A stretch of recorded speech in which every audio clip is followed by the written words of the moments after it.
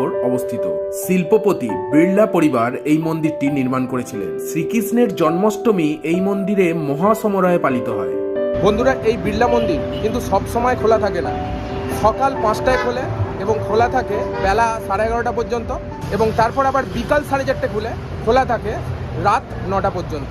এই মন্দিরের নির্মাণ কার্য শুরু হয় 1970 সালে। মন্দিরের নির্মাণ কাজ সম্পূর্ণ হতে 26 বছর সময় লেগেছিল এবং এই বিড়লা মন্দির সম্পূর্ণ শ্বেত পাথর দিয়ে তৈরি হয়েছে। 1998 সালে 21শে ফেব্রুয়ারি স্বামী চিদানন্দ এই মন্দিরের প্রাণ প্রতিষ্ঠা করেন। 44 কাঠা জমির ওপর গঠিত এই মন্দিরটি ভুবনেশ্বরের লিঙ্গরাজ মন্দিরের আদলে নির্মিত হয়েছে। এই মন্দিরের গর্ভগৃহে বিরাজ করছে রাধাকৃষ্ণ, বাঁদিকের শিখরে বিরাজ করছে মা দুর্গা এবং ডান দিকের শিখরে বিরাজ করছে দেবাদিদেব মহাদেব।